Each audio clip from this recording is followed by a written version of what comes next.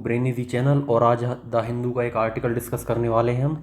आज दिनांक जो है 24/8/2024 है। ठीक है, वैक्सीन ड्राइव पोलियो डिटेक्टेड। ठीक है, ये पोलियो वायरस के बारे में न्यूज़ है। इसको हम जीएस पेपर सेकंड से रिलेट कर सकते हैं, हेल्थ से भी रिलेट कर सकते हैं। तो हाल ही में एक न्यूज़ है, मेघालय में एक बच्चे में वैक्सीन ड्राइव पोलियो वीडीपी का निदान किया गया है या उपचार किया गया है। तो वीडीपी कब होता है? जब ओरल पोलियो वैक्सीन या ओपीवी में, ओरल पोलियो वैक्सीन मतलब मुंह से देने वाला पोलियो वैक्सीन है ये। ठीक है, पोलियो वायरस का जो वीकेंड स्ट्रेन होता है म्यूटेंट हो जाता है। वीकेंड स्ट्रेन होता है, हमें पता है, आपने जेनेटिक्स पढ़ी होती है।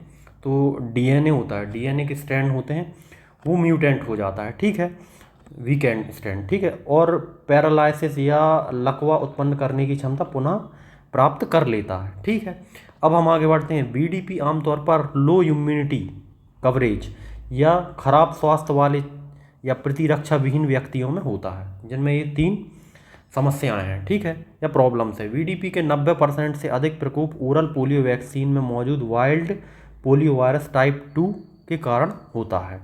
ठीक है, अब आगे बढ़ते हैं। इंडियन गवर्नमेंट या भारत सरकार ने vaccine associated paralytic polio myelitis को पोलियो के रूप में नहीं गिनती।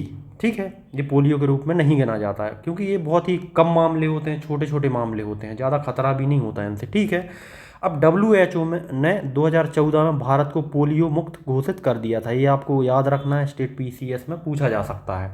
इस मामले से भारत की पोलियो मुक्त स्थिति पर कोई असर नहीं पड़ता। पोलियो वायरस के प्रकार जो हैं, हम प्रकार देखेंगे, टाइप्स।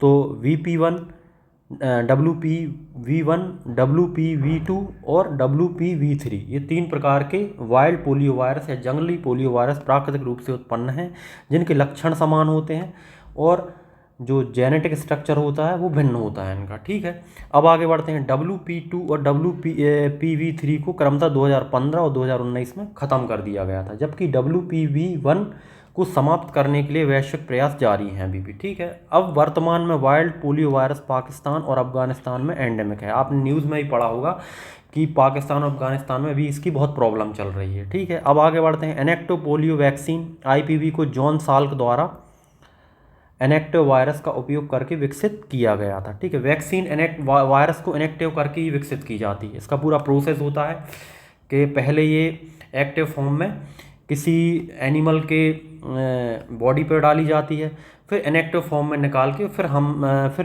ह्यूमंस में यूज़ करी जाती है। ठीक है, ये वैक्सीन होती है। जबकि ओरल पोलियो वैक्सीन को एल्बर्ट सैबिन द्वारा विकसित किया गया था, जिसमें लाइव एटेन्यूटेड वायरस था।